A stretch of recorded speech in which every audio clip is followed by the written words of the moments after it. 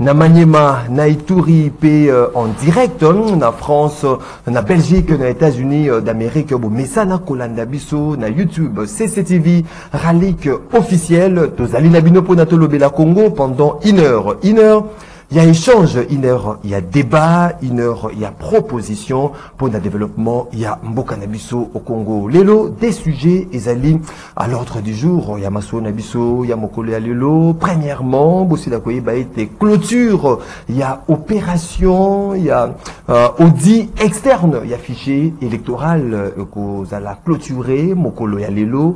Est-ce que, conclusion, que vous allez sortir, na audit externe, il y a fichier électoral et qu'on rassurer partie prenante na crédibilité il y a processus électoral en cours au binoboyebiete maponami et kozala na anneau le 20 décembre mais également au cours de l'émission il y a mokolo alelo tokobeta masolo na makambo Italie marche kozala organisé le week-end donc samedi 20 notamment marche et opposition politique LGB Lamoka ensemble pour la République mais également marche il y a la jeunesse to gêne il y a union sacrée où ils allaient vraiment mokolo il y a samedi lecture de Fenabino par rapport il y a soubassement to revendication na bango il y a marche notamment opposition bazali ko marché contre vie chère notamment insécurité na est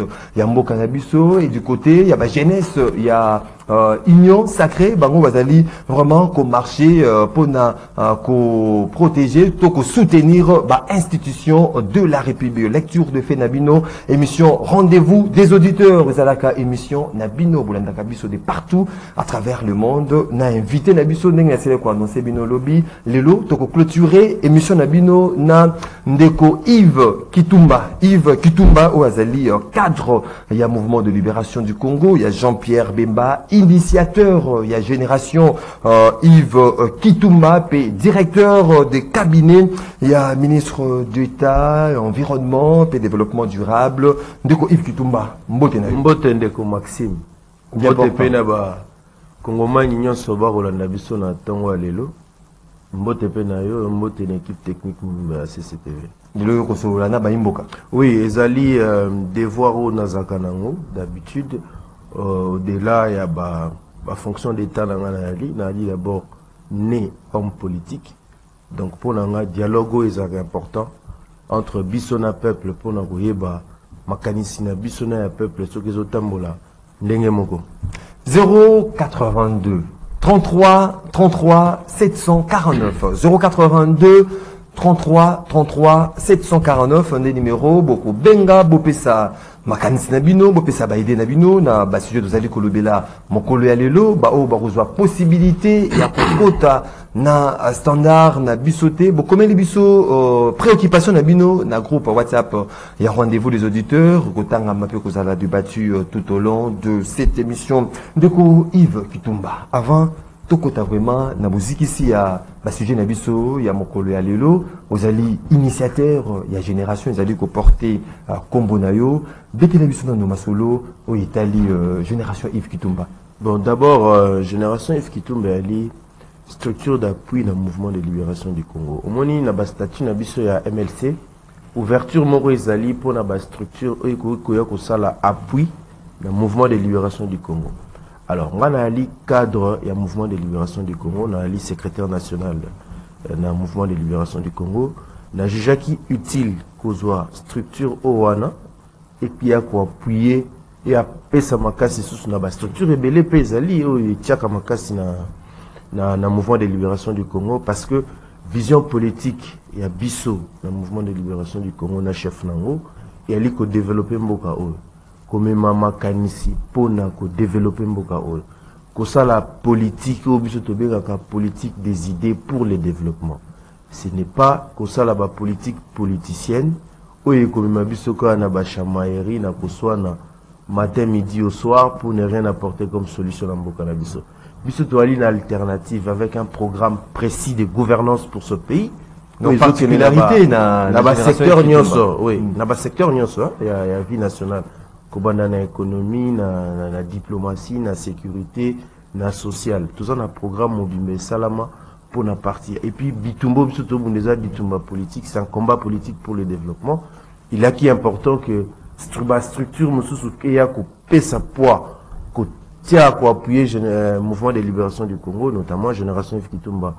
Tant qu'il a l'initiateur, on a le cadre dans le mouvement de libération du Congo, et à automatique que structure on a été à poids dans le mouvement de libération du Congo. Vous allez comme on est toujours prêt d'état base. Hein? À chaque moment, à chaque semaine, à chaque mois, aux alara, on quitte la base. On quitte la base. Est-ce que les alliés particularités, la génération, et puis tout, on a l'ingé ko yeba souffrance, au base naïe, les alliés confrontés pour na niveau plus haut. Ndeko Maxime, eza engagement politique. Au moni biso tozoka kobanda na mokonzi na biso ya MLC Jean-Pierre Bemba, andima kiko tika.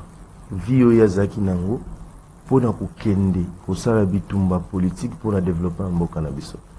Soki biso ba leader politique toza pembeni ya base te. Nani ya kozala pembeni ya base pona koyoka makambo ya zoloba. Ça c'est un de deux. Biso za ba politicien TVT.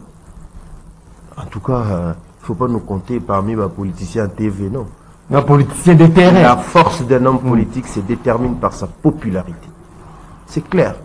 Jean-Pierre Bemba la populaire Tilelo, Bissoto Ali le roi ba lieutenant nae, to tambola na même vision politique au poto kamba lobby mboka, to tia programme à gouvernance na biso na mboka pour que to développer mboka. Donc et normal leader na biso boyebi azala nika moto azapeme nya base et bon biso bato apeme na to za la politicien TV te ko salamate yango to za chaque fois.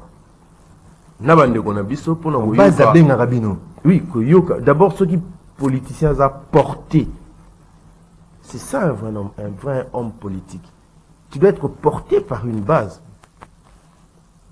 On a lobby m'a bêté, mais les politiciens TV en tout cas, tout coup les 20 décembre 2023. Le 20 décembre 2023. La urne. Tout nous à niveau il y a ceux qui régissent en commun accord nangai to kutala eloko eleka ki na kindele kuna tozali na moto civico mona ba image de Yves Kitumba. Qu'est-ce qui fait que bateau bazala et belé parce que ce n'est pas le activité mon MLC parti donc mais génération Yves Kitumba tomoni bateau et belé est-ce que vous allez quand ndenge baba bino wa politique bon mais ça na kopesa bateau 5000 francs congolais 10 000 francs congolais pour na baya na activité na bino ou bien bazali kolanda des visions politiques incarnées par le président il y a parti politique MLC mais ba image est claire je crois ne bomona ba image wana c'est des femmes responsables. Ma maman ya ba mabota, ba jeune fille, ba étudiante, ba responsable. Ça veut dire que les vision politique na biso ya MLC. D'abord bobi que biso mouvement de libération du Congo, tu as un grand parti politique où ils ont assis et fanda, ils ont la base nango solide. On les a échantillon, ils ont pénal on les a ba maman. Ils ont échantillon ils ont échantillon car il y a moi si basement tout sanguissé ça les on est un grand parti politique vision politique na biso ko biso que toi na programme mobimba ba intellectuel ba maman ba tunyo so batanga rango ba ebi o toujours ça là yali politique ya balabala te yali politique o la kisate bato ba portaka Jean-Pierre Bemba na mitema na bango bato ba portaka mouvement de libération du Congo na motema nango et puis bato zo porter biso Yosu moni na lokunga ngai na lingaki kozala candidate mais kasi base lobby na nga qui était base de batindio la porte-parole na bango na l'Assemblée nationale on a mona kango peu kitoko na bi bon c'est pas mal j'ai pris ça à bras le corps et puis là c'est déclaré candidat tena robo ya volonté ya population te pour ça la politique ndé to moni surtout ça politique vous allez pour intérêt à population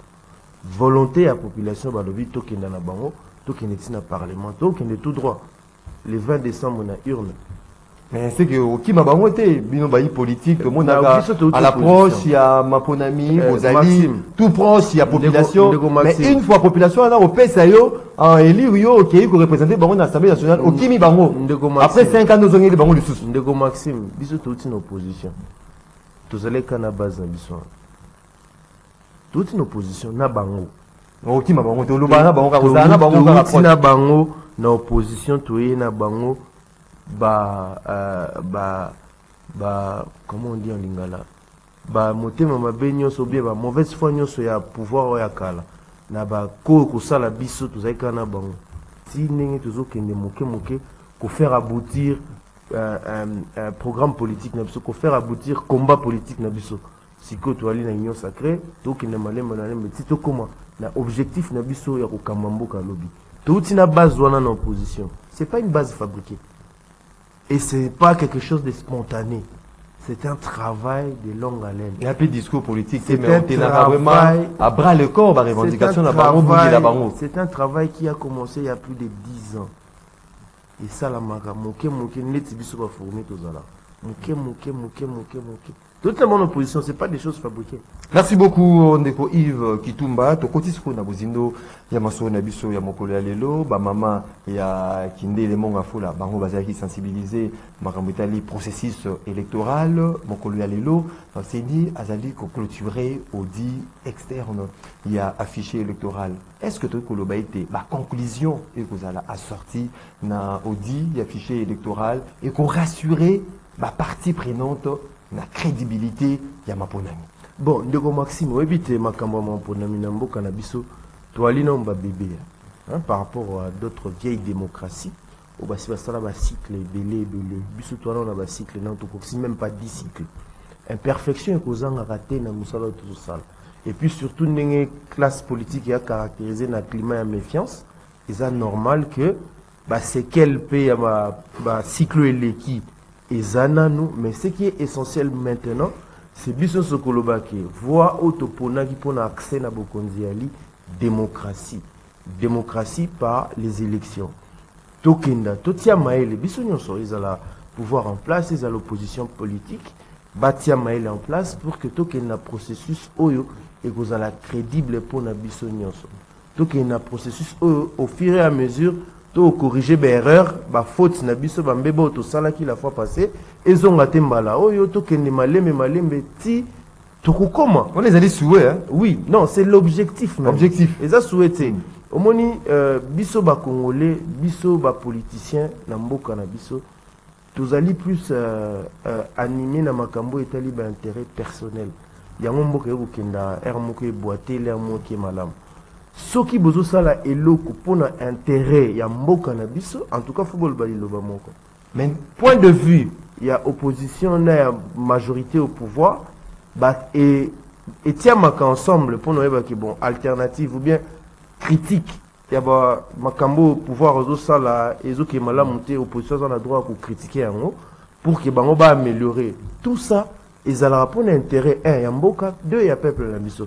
Mais ce qui bitumba na biso ya lika bitumba personnel ya ko bunda pona ba positionnement politique en tout cas eza bitumba moko depuis 1960 ko continue. Est-ce que Denis Makambo ezali ko kende ba indice ezali ko lakisa ete Maponami yango ezali ko rassurer ba parti prenante enrôlement aussi les communes ndé opposition ba dénonçaki to mona ki ba bato mususu ba sala accident ba kit électoraux ezalaki na kati ya mituka tomoni bana mususu ndenge bazalaki ba obtenaki ba carte de lecteur journée portes ouvertes c'est ni est-ce que ezali ko rassurer la partie prenante yango na lobby œuvre humaine et à la cas na ba imperfection na on ayebi et puis biso nyonso ndenge il faut to mitia to 500 maboko pour que to corriger ba faute wana pour processus électoral les a majorité te les a opposition te les a biso nyonso les a voix autopona qui na constitution pour na accès na pouvoir mode d'accès au pouvoir par les élections topona qui il faut la processus moko clair. Mais naïbi ce que l'obano ne bandelia qui est déjà classe politique qui a caractérisé la méfiance. Kubanda Toutara na San City, si les lots, organisation élection et salamakana Institut d'appui à la démocratie va bien enseigner parce que les politiciens ont métier entre en réalité. L'élection, il faut ça dans le ministère intérieur. Donc, il faut que au moins essayer fanda et qu'il y ait bien. Mais si le roi caractéristique, il y a méfiance ses alliés, il va faire ça une institution indépendante pour assaler l'Arabie sur l'élection entre Bitumba et la politique. Cela voudrait dire quoi?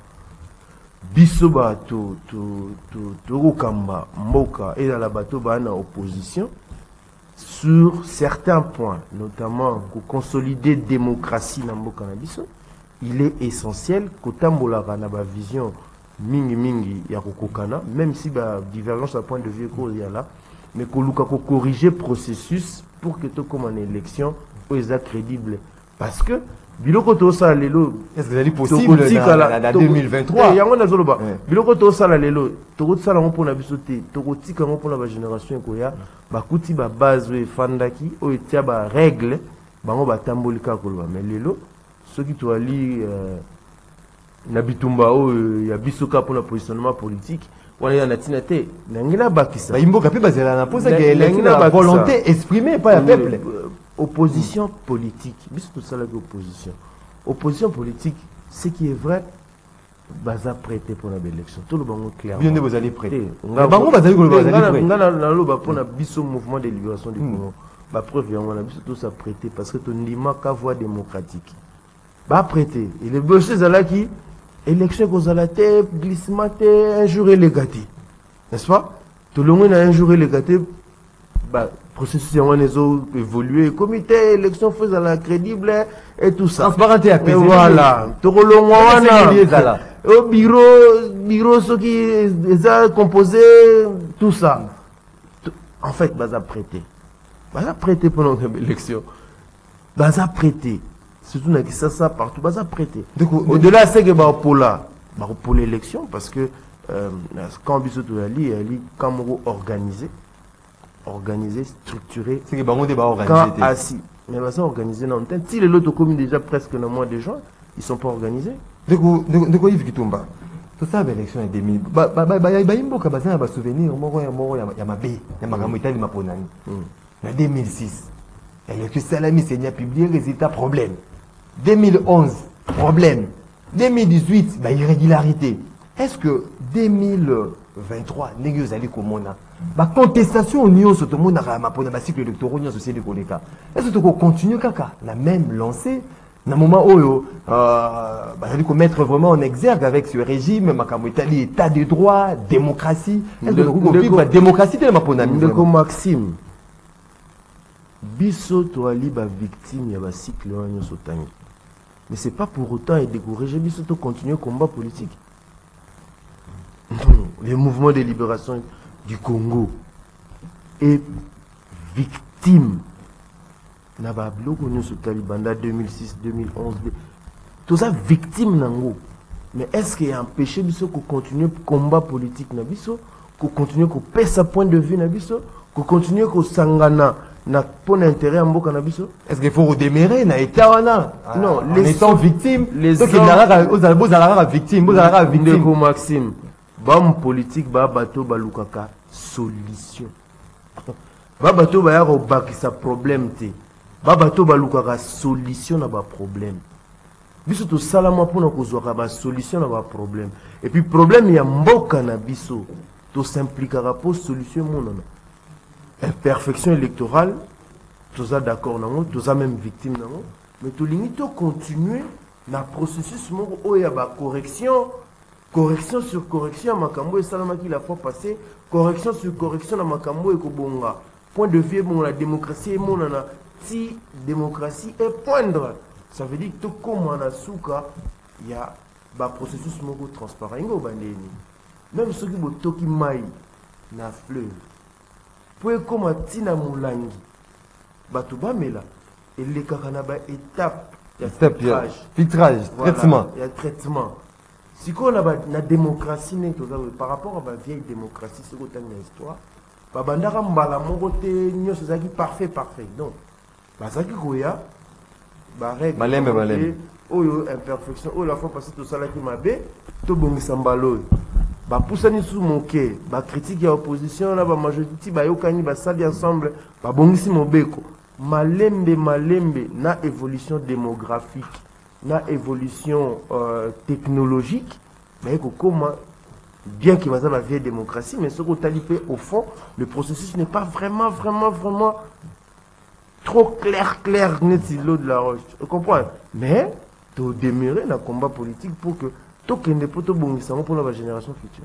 Donc Yves Kitumba kopé sapé à vie na baimbo comme sous ya opposition bango bazali ko senga dialogue te balobi te donc na dialogue te parce que ce de dialogue bolobaka ete tozali na poste ya ba poste président ya parti politique songolo to pakala ala na poste na gouvernement tout consort bango balobi te basi milieu porte ouverte moni la majorité ya ba parti politique ya opposition ba ya quitté c'est ni invité qui bango pour naba soumettre un problème pe bazwa ba réponse na ba problème au bango bazali ko s'interroger par maramota di poste électoral mais bango le biais de beaucoup tana dans une rencontre pour tirer des choses au clair quelle chose au clair à tirer pour na ko kende pour crédible et transparent tout na bango quelle est la chose au clair à tirer ceux qui va répéter sur réponse ce que tu zones là-bas, ni kanda ezo constituer mboka na biso. Na ba ko so laté. Constitution, loi électorale, ni kanda wana nyonso. O bango balingi ezo kende conformément à la constitution, conformément na loi électorale ou bezo kende à l'encontre. Entre guillemets. Ceux ezo kende à l'encontre ça veut dire que tu as soumis la règle. Et ça jeu démocratique. Et ça jeu démocratique et ça c'est démocratique. Toi soumis la règle. Balobi élection fait ça dans contexte élection fait na règle. Je suis d'accord Kabila ancien pouvoir et Salaki en pona déroger la règle les 2 ans de plus. Batebele ba critica qui ont biso pétant toi qui opposition to critica qui ont. Aujourd'hui pas question. Biso to lobby boy. Vous avez un respect à principe, respect à Mibeko. To lobby respect à règle frère Salamo. Parce que pour que tous à la respecter en tant que État, biso mo faut tous à la respecter constitution na biso.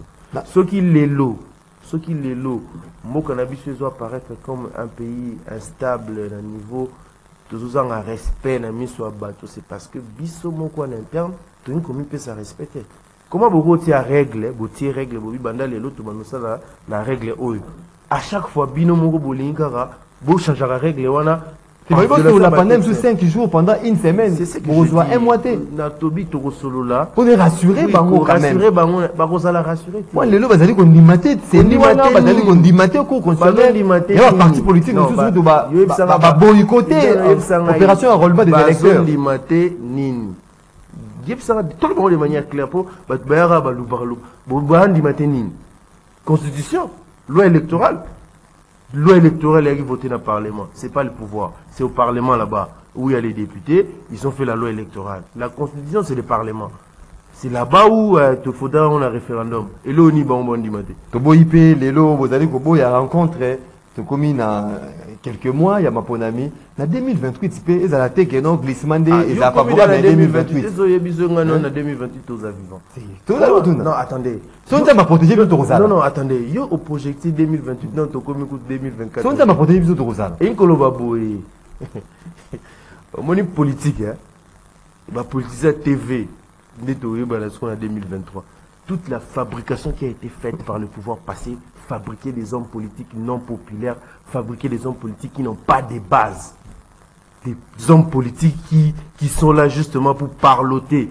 On va aller aux élections. En 2028. Moto en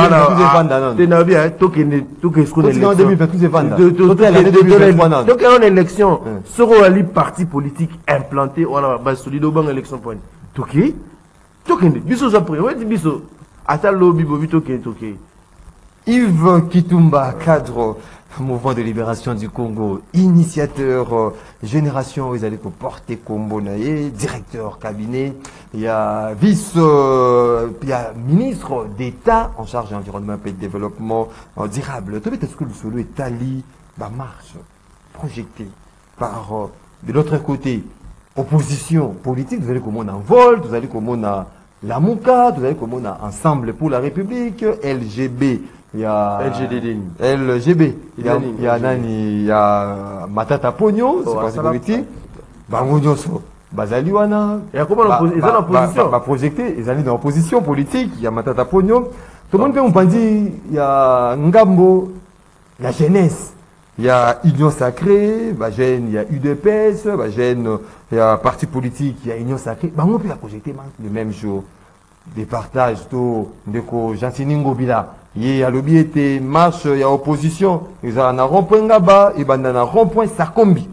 Via Avenue Kassavubu, et il y a un rond-point Victoire pour n'abachiter, na terrain Imka, il y a Union Sacrée, on a rond-point là-bas, Tata Raphaël, des barossous qui ça marche na bango, wana. Est-ce que, ndeko Yves Kitumba, vous savez qu'on a été na scène oyo bino vous êtes en opposition aussi là qui déplorer que ba date oyo opposition vous allez kota kuna bazali ko yibango ba date oyo ba o bazali kota ba o kuna bazali ko yibango et zongi sous na pratique wana te ndeko Maxime to élever débat na sûr que bande ko bala ndapso ndako pas permettre ngana expliquer bango poto élever débat. Donc, Bissou va responsable politique, tout discuter sur ma date. Hein? Donc, tout discuter sur date. Il y a marche, date, il y a revendication. Pour les tout discuter sur ma cambose essentielle comme économie, diplomatie, sécurité, défense, sociale, éducation, banana Bissou. Vraiment, je suis désolé. Il y a confrontation. C'est ça. Arrêtez de traumatiser le peuple.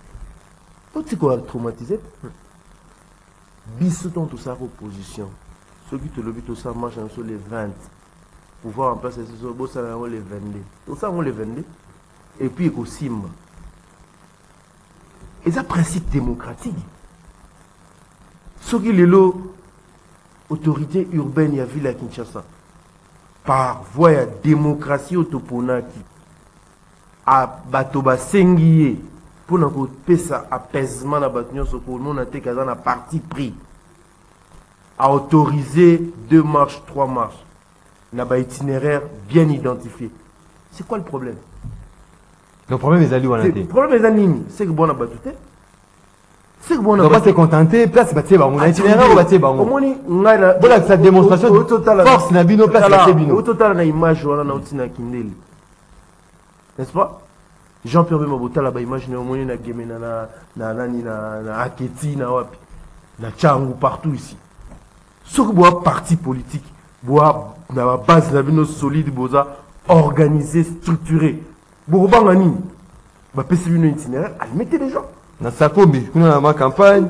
Mettez les gens. Mettez les gens si vous avez des gens. La popularité mettez les gens. Ma campagne wana. Ah c'est que baba parti politique dépôt. Est-ce opposition ça photo boti wana et ali groupe opposition ça ba ou bien pour ba figure na ba figure wana na terme de parti politique na koye ba parti moko lokola SID za parti ya monene pour Martin Fayulu ali un homme respectable ozolanda Moïse Katumbi na moni na photo là il y a un parti t'es parti ne utobota mais même pas 6 mois tout ça avec un regroupement 500 ba parti politique mon sous c'est quoi yema tout ça parti politique il doit d'abord faire preuve de son parti politique ah on a baki ça na bamboka mususu et tout ça ba to mususu na monte ba parti na bango za. Si vous êtes des hommes organisés, vous avez des partis politiques. Oui, Fandani Tibiso Mouvement de Libération du Congo. Vous êtes inquiétés aux arrêtés. Marche la partie, il y a Maluku. Maluku ou bien Tokin Koto, Tokin Congo central. Mitendi, tout ça. Tokin Nabiso. Pour attaquer nous, la drapeau de flotter. Bon, ce que le problème est, il y a un débat autour de ça. Le problème est à Wapi. Où est le problème? Dites-moi. Donc, moi, c'est contenté. Et ça m'a remboursé contenté pour Baba tout spécial. Exécutif provincial à la Tini Bango. TTT. Baba tout spécialité. Et à démocratie. De la même manière, bisous tout ce que aux majorité à l'époque, Kazaki na date na bisous peut y en tant qu'opposition na date na bisous. Alors, itinéraire et Kabouani, gouverneur habité, ensemble. So boza ba parti politique vanda bona batnemno. Bobangani. Neti biso, to bangani so ba bila biso, to bana rompe sa kombi. Oui, on fait on est organisé. Donc jeunesse il y a ba base na biso yé to bando tambola to exprimer autoligné, traumatiser peuple du genre à mobule ko sala. Bonne na batute. marche pacifique, ils ont marché. Ça veut dire qu'on a illustré na ba opposition échantillon on a moni et ali que ça la show politique il y a là où il y a un peu d'engouement des gens tout ça. Si vous êtes des partis politiques structurés, organisés, vous allez faire appel na ba base na bino et vous mettez tous les moyens politiques et ce qui va avec, vous faites la mobilisation, vous faites votre marche. C'est quoi le problème? Quel est le vrai problème? Pour le gouverneur, il y a vu la question de sa autorité urbaine à autoriser la même date. Il a été autorisé. Itinéraire. A changé d'itinéraire. A changé d'itinéraire. Pour la lundi, il y a itinéraire de base. Bon, pour des raisons sécuritaires, il y a un ville. Abi Bogosa et l'autre, Bossala marche mon coloana. Binonion se poids bimaté qui a dans la partie pris à autoriser Batonion. Pour beaucoup de bon, c'est quoi le vrai problème pour autoriser à nous? C'est quoi maintenant au débat on gagne dans les médias, tout discuter sur Yango? C'est quoi? Donc, Yves Kitumba, jusqu'aux lecture de fait dans les Alinini, et vous allez comme on a été, Yangambo, opposition, on a marché contre vie chère, Balobi était Nambo Cannabiso, sous gestion actuelle, vie économie, vraiment pas si ma casse, marché, pour être autorité, vous allez diriger Moka, Basala, Batalaka peuple, pour comprendre le problème, il y a peuple, il va trouver solution, mais également ma cabotale d'insécurité. De l'autre côté, il faut soutenir l'institution, soutenir le président de la soutenir l'institution, lecture de par rapport à Yaba. Et elle est démocratie. D'ailleurs, c'est ça la beauté de la démocratie. Elle est démocratie. Sauf que démocratie, comme ça, on a démagogie. Elle est démocratie. Ceux qui ont exigé vie chère ici, là, la moka pour pousser pouvoir, améliorer la situation, tout ça, on a droit à bango. Ceux qui ont soutenir pouvoir pour que les forts aient déjà lancé, continuer, tout ce comme, ça peut être droit à bango. À moins que vous ayez la démocratie. C'est ça la démocratie. On va exiger pouvoir à ça la makasi pour que vie chère et quitta tout ça. Bon, mais fort ils ont consenti déjà, il faut qu'on appuie le gouvernement pour qu'il continue, pour que la solution. Où est les problèmes? Je veux vraiment savoir. Les problèmes se posent à quel niveau? Est-ce que j'ai Bolingi Kaka, biso responsable politique, tout va na chamaillerie quoi. Qu'on soit l'année de la cité. Ils ont géré âme et abat. Est-ce que le lot de Yves Kitumba, vous allez comme on a Mboka, ils allaient Kende, Mboka, ils allaient diriger. Donc le été, gouvernant, vous allez vraiment. Ndeko Maxime, il faut dire Nazawa, Nali sans parti prité. Nali moto pouvoir. C'est clair, na moto pouvoir. Et que la démocratie, c'est là. La démocratie, c'est là. Ceux qui m'appellent Zali Boroloba. C'est ce que je dis. Ceux qui paient vérité, Zali Boroloba. C'est ce que je dis. Nali moto pouvoir. Nga nazolinga na moment opportun. Parce que débat na biso fait ça la mara. Chiffre à l'appui. Et loco à l'appui bozo la question. Dans le but que l'œuvre humaine est parfaite. Mais tout qui est un indicateur. La bande la colomba kambo plusieurs fois dans les médias. Pouvoir et union sacrée et ça lit 2 ans. 2 ans. Pouvoir et union sacrée. Union sacrée. T'as tourné avec dans Liboso, FCC Cash. FCC Cash. Union sacrée 2 ans. Union sacrée ça lit 2 ans. Donc ceux qui ont jugé, en fonction, il y a 2 ans, il y a union sacrée. Nandaku, ceux qui problème est Ali Babara, papa ça là, papa, quel que soit le problème, tu vois. T'as la présentation, il y a la solution, ils en ont partiel. Dans les 2 ans, il y a un résultat, il y a un année l'équical. Débat fait ça, Mawana. L'exigence de l'opposition, je suis tout à fait d'accord parce que ça secoue le pouvoir de telle sorte à améliorer Makambu.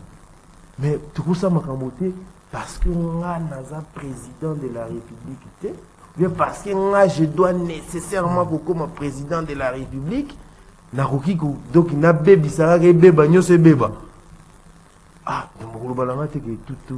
tout est noir. Ah non, vous n'allez pas me convaincre. Malgré les difficultés. Les difficultés que les alligas. Biso ba difficulté ici la raté. De se plaindre na ba difficulté, il faut tout le solution ba difficulté. Mais le temps où tout ça, les 2 ans à pouvoir, tout cause à solution à difficulté, ils ont ancré quota plus de 30 ans. Mais au moins vous allez impliquer pour retrouver la solution. Le gouvernement. Nous ça les salama, besoin monde. C'est vrai, ceux qui boutier musalana et s'absorber na choc l'équipe makasi, mais musa les salama. Tout le monde a tous ans à pongité pour rien. On travaille et c'est la manière dont nous travaillons, bah résultat dans moi ezali. Toujours comment ma casse et s'améliorer ma casse. Il faut que l'on m'emmène aller. Et parce que si s'améliorer ma casse, on va marcher sur le contre revendication contre famine, contre guerre, revendication et vous causant même dans la vieille démocratie. Revendication il faut ça là.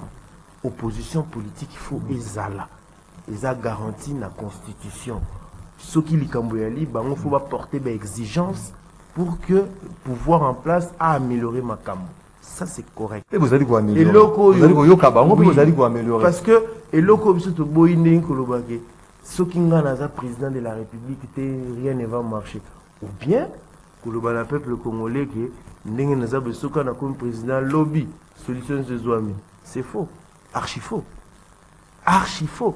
Bandi kubazali wana na mwena ba photo wana soki to bandi ko scruter zali ko tala tala bango bien ba bandi ko bazali na photo zali ko tala bango vraiment na bakia mingi scruter mon comme zali ko douter na bango non za respect mingi na bango na respect mingi to za ba congolais biso et puis ba responsable na respect bon mais surtout tout ça la critique objective sur moko na o etali gestion.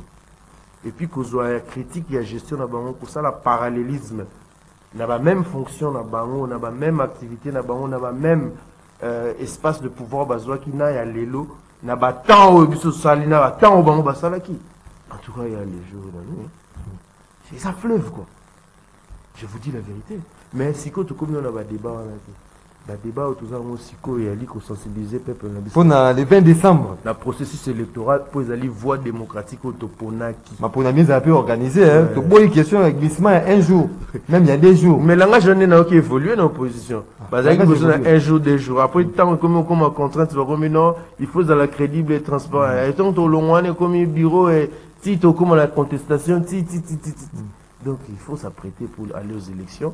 Il faut que les Nabiso, il faut que ça la makambo ils ont un intérêt à améliorer makambo.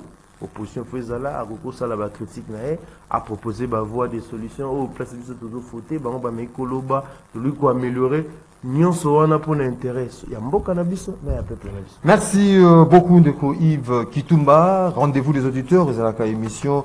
Il y avait invité les populations à aller à Nabiso.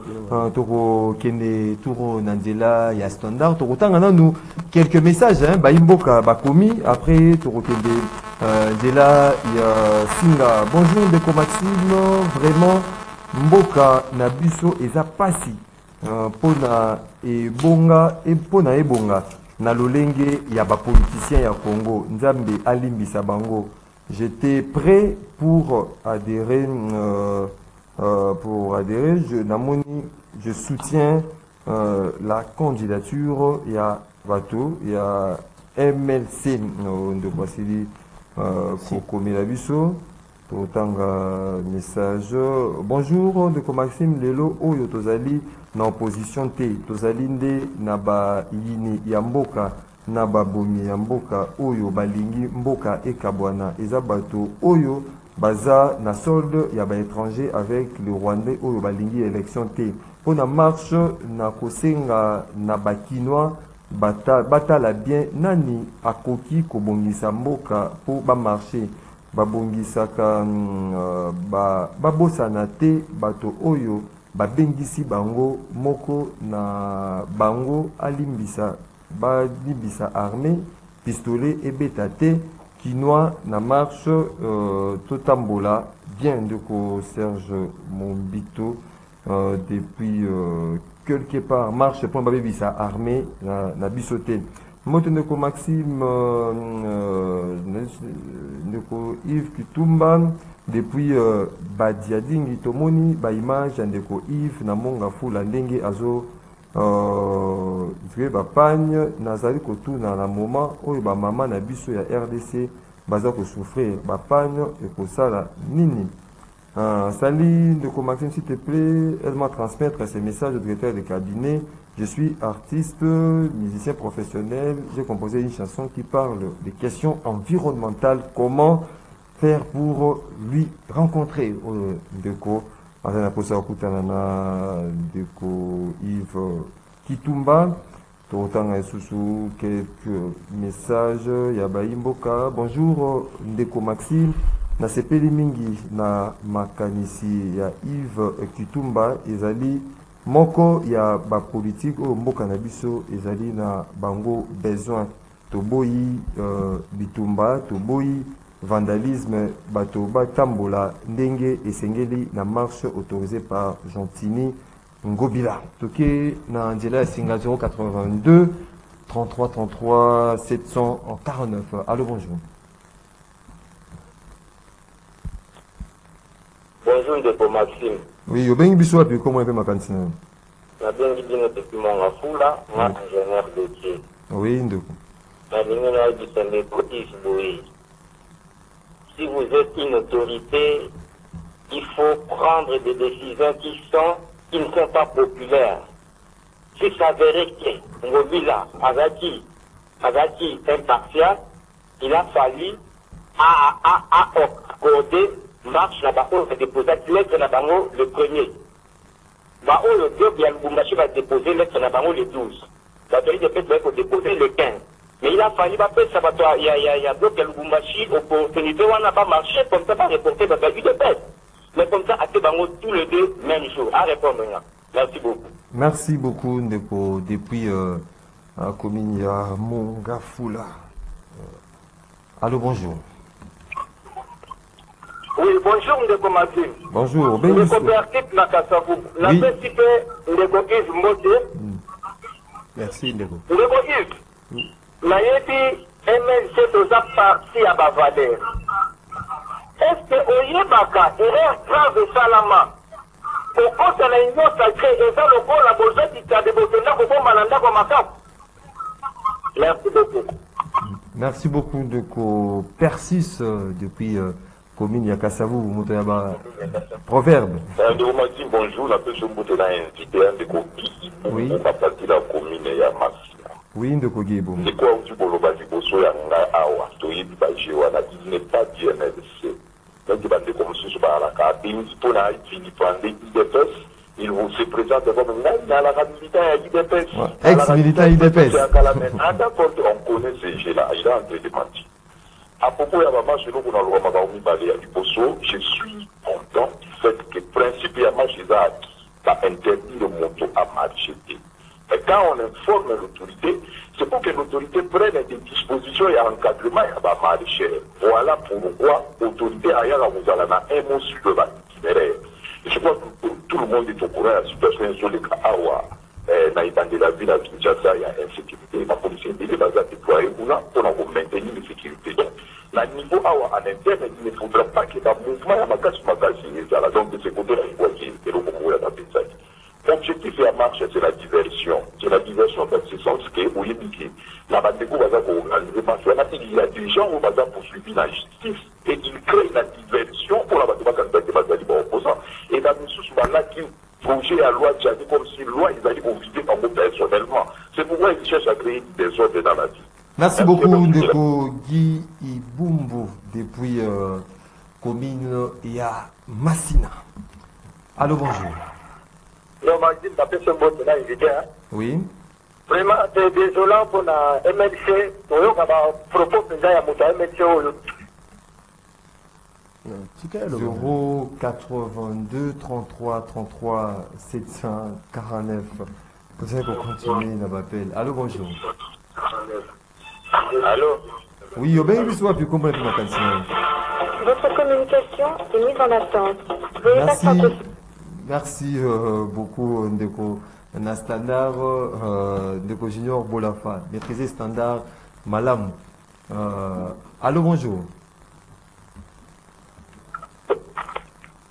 Papa, Maxime, bonjour, l'invité Nabiso, Papa Maton de Namgafol. Oui, Ndeko. Club patriotique à Lubumbashi, pour la opposant Mogo Azate, pour la Bamubaso Mukunda, on espèce Rwanda à dirigé Bobo Oyo. Biso dans un intéressé, mais c'est peut-être d'ailleurs dans la gouverneur qui a autorisé marche, surtout dans la marche, l'on dit Oya Biso, il y a peut-être le Congolais de terre et de mer. Au Burkina Faso, il y a des étrangers, il y a des Congolais, il y a des sérieux, il y a des Congolais, il y a des Congolais. Tous ceux qui ont pour l'individualité. Pour nous, et ça qui est déjà infiltré dans ça, les lots de tous ceux qui ont le mot pour Rwanda, la Pilatia qui va chez les lots, les Polonais, tout, mais on se voit dans les lots de Baron, félicitations au pouvoir en place. Merci beaucoup, Papa Matondo, depuis commune Yamonga, Foula, Tozui. Des derniers intervenants pour notre bouclier, M. Mokolo Lelo. Allô, bonjour. Allô, bonjour. Oui. D'abord, de commencer les ex-militants IDPS, ça vient à partir de ex-militants IDPS. Donc, pendant qu'on a 4 ans, et ce qui est aussi dans votre cas, c'est qu'on nous aussi dans mon. Nous devons faire un peu compliqué parce que nous avons ça pour ça. C'est dans la matière. Donc, à mon avis, en toi, tu as dit que pas, mais il y a un peu de mais ça va pas le soutenir. Mais ça, on va nous prendre le pouvoir. Ok. Merci beaucoup, ex-militant. Il y a IDPS. C'est quoi, vous avez ex comment il y a nani de quoi Maïli. Allô, bonjour. Allô, oui, vous avez vu ça, puis comment il y a nani oui, Ndeko Chico. Bon, Ndeko, Guy Boubou Biloko wana zolo ba makambo ya opposition, même Ndeko Matondo wana. Donc, ils ont copié collé ya tabila bazotana. Bango balo ba opposition ezate. Pona nini batiki bango te ba marché bango moko. Teki bazobanga bango. Et puis Ndeko mususu wana zolo ba ke non, il faut ba kile balo bela ngona ni na parlement. Ayi tanga parlement oyo. On va pesa ba sandisa corrompu. Ndeya ngo ba kokinde. Félix akina parlement oyo legaka na nini na ta ya kabila. Est-ce que les autres les ana kwa nini na kuwa kuna. Faut que ça on va te bloquer ba pine. Et les autres les alaka, mais ba pesa yaka. Merci beaucoup Ndeko depuis mon afou les alaki moment il y a téléspectateurs, on a auditeurs, on a biso de partout à travers le monde. Ndeko Yves Kitumba aussi Ndeko Ka Baimboka. Réservez les bandes. Merci Ndeko Maxime. Ndeko utilo bana suka na yoki kutu question na été on dit aza na ba émotion, aza sous ces émotions azolo bana émotion na. On est en politique, on n'est pas à la cité ici. On est en politique. Et la politique, c'est fait, la règle est art. La règle est art. Ceux qui vont dire que j'ai démocratique, ceux qui vont dire que j'ai démocratique, comme mode il y a accès à pouvoir, il faut se soumettre à ces jeux démocratiques. C'est clair. Le gros pleurnicher dans le lingui, les jeux restent le même. Ça c'est un. De deux. Oh, mon sous-solobi, ex-militant. Ex-militant à IDPS. J'ai pas aussi également compris sa question. A posé question que mais Azan a émotion sur ceux qui nostalgie opposition ou au pouvoir. Ils ont pareil. Bissoto Ali essentiellement attaché à la valeur républicaine, la valeur de démocratie et valeur d'intégrité pour le développement de notre pays. Donc, à Korumine Naïmi, comme je venais de dire, la Constitution a consacré le jeu démocratique et ce jeu démocratique qui doit être respecté. Ndeko Mosusu a lobby à mon activité dans mon emploi. L'activité politique, elle a qui sensibilisation à ma maman. Elle a qui activité politique, il y a un cadeau. Il y a une sensibilisation à ma maman pour le processus électoral. Pour ma ponami. Pour ma ponami. Ngai, Nali, on est à la base, tout ça, on est musique. Ceux qui ont un uniforme, les alliés ma BT, Europé Sabango. Les alliés essentiels, ma BT. Dans la case de sensibilisation. La sensibilisation, on a tenu un uniforme et on a sensibilisé. Nous avons à lobby, erreur grave, mais ça. N'est-ce pas répondre à la question, N'est-ce pas répondre à la question, je crois qu'à la mise à jour, il y a une question, il y a évolué. Parce que ça ne va pas changer. Biso un parti politique, toi là-bas, objectif qui ne cadre pas avec ses objectifs. Et nous ne sommes pas obligés de suivre ses objectifs à lui. Non. Nous un parti politique, toi on a ambition, toi on a objectif, toi on a ma campagne, tout ça là, nous a engagé le combat où tout le monde est essentiel pour avancer. Et là on est l'équipe malam, pour sangana, pour nous mboka, pour nous mboka ou bien et pour continuer pour soit entre biso politicien depuis 1960. Alors, à part ça, la moni ba question mo sousouté, un canal bana ba congolais boy. Politique et ali engagement et ali apostolat.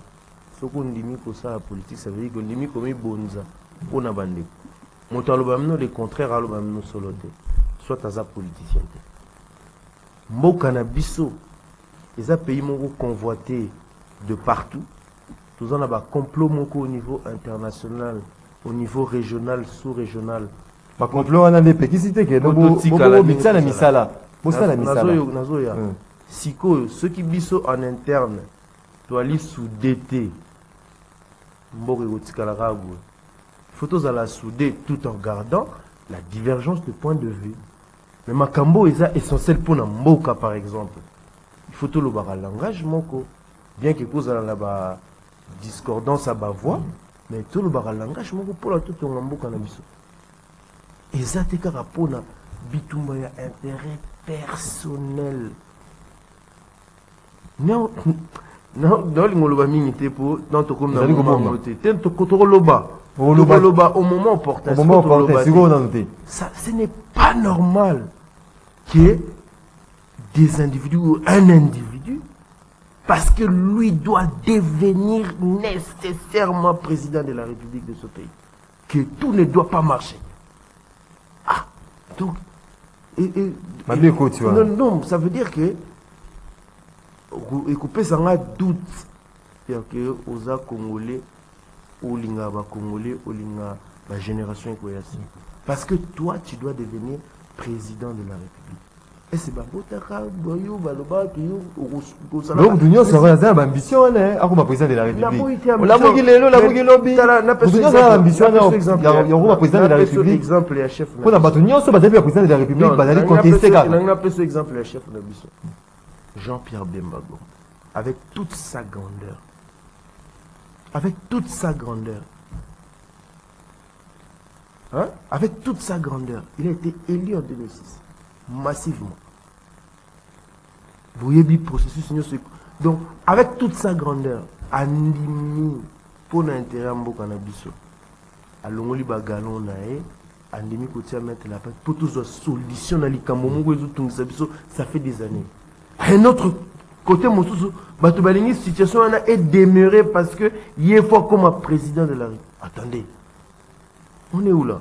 Et puis, Malem Belassi, on entend de Maxime. Et puis, Azuba manipulé, bateau, et en fait, attendez, on va se retrouver au moment de la campagne électorale, on va se retrouver au moment de l'élection pour dire qui a fait quoi et qui fait quoi. Bandeko Bazali Kolandao de partout, hein, à travers le monde, na Kinshasa, na Congo central, na Maluku, na Batonioso, na Mamamo, na Gambela, na Zando, na Zigida. Oh, balandaka rendez-vous des auditeurs.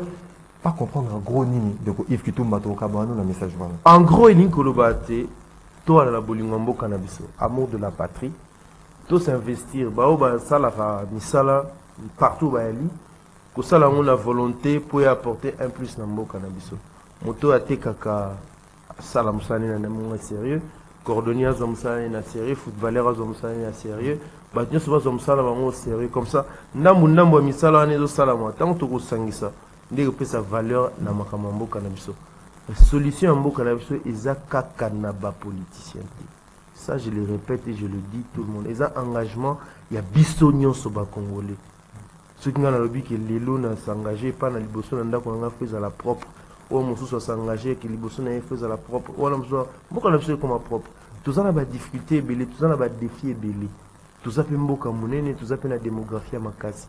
Et sengi conscience ezala. Na niveau nyonso toyali kozwa mosala na biso sérieux pour que to développer mboka na biso Ma responsabilité la homme politique, c'est de faire de la politique des idées pour le développement. Pour ça, la politique, kakate, politique politicienne, c'est chamailler sur des sujets qui n'ont aucun contenu. Nga limite bandogoya na rendez-vous des auditeurs mokona osa débat na modo. To bandi koloba sur situation économique, sur situation de développement, situation sociale, éducation, santé. Chiffre à l'appui. Bien entendu. Au moment venu des spéculations te bandi ko loba te. Il faut la élément et ali, source na ngwezali, publication na ngwesalama, vérification ko sala. Merci merci beaucoup Bandeko Balandi. Il y a Canal Congo Télévision, rendez-vous des auditeurs, la seule émission où Nzambe Atalaka et Siliawa. Tout ce qui est Sengo, Yakoyamba, Mokolo Alelo, Ndeko Yves Kitumba, cadre, il y a MLC, initiateur, il y a Génération Yves Kitumba, directeur des cabinets à ministre d'État, Environnement et Développement Durable, Toton Diobotondi. Merci Ndeko Maxime. Vous allez qui est belé de partout à travers le monde. Il y a déjeuner d'Abino matinal. Rendez-vous des auditeurs. Dernier numéro, Yasmen. Vous allez qui réalisé par Moro Njambe. Christian Banjolo. Azaki na régie d'antenne télévision. Onésime Singani, régie d'antenne radio. Alain Kabongo na web. Andia José na technique. Karine et Bébé na prise de vue. Doudou Motiri. Hamilton. La production, Tokute Nabino, la semaine prochaine pour un autre numéro. Il y a M. Abino, rendez-vous l'auditeur, et vous allez à la Nessengo, et il y a un numéro à Bissau Mokonyoso. Votre malam, Namabuta Nabino.